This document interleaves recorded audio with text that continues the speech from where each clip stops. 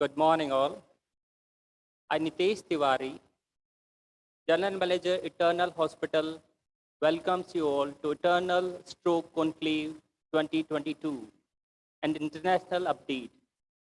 So before proceeding for today's event, let me share a brief introduction of Eternal Hospital. As you know, Eternal Hospital is the most preferred multi-super specialty hospital of Rajasthan with 250 bed capacity. This landmark healthcare institute, the only hospital of Rajasthan with JCI accreditation. As you know, JCI is the highest international benchmark available worldwide in healthcare. The result of the vision of Mrs. Manju Sharma and Dr. Samin K. Sharma, a world-renowned interventional cardiologist based at Mount Sinai Hospital, New York, USA. Since inception, the institute has attended more than 7 lakhs OPD patients, more than 94,000 IPD patients, performed more than 52,000 cardiac procedures, and more than 30,000 surgical procedures.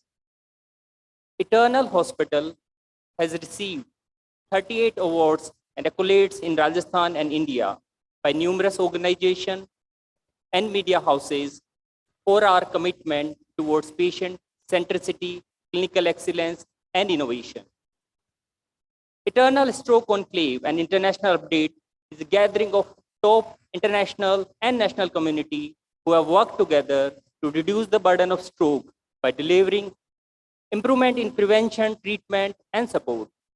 They are going to share their experience today in Jaipur in this conclave. So not taking much time for you, I have the pleasure to introduce and invite Dr. Suresh Gupta, sir, the Chairman, Department of Neuroscience, Eternal Hospital, Jaipur. Dr. Gupta has done his MBBS from R&T Medical College, Udaipur in 1982. 1982 before I was born. Yeah. And he did his MD from the same medical college, R&T Medical College, Udaipur. And DM Neurology from Nimhans, Bangalore in 1982. One of the institute of national importance, and then he trained in advanced neuroelectrophysiology at Medical School, Hanover, Germany in 1994. He has vast experience of over 3 decades in the neuroscience with the expertise of neuromuscular disorder, movement disorder, epilepsy, and stroke.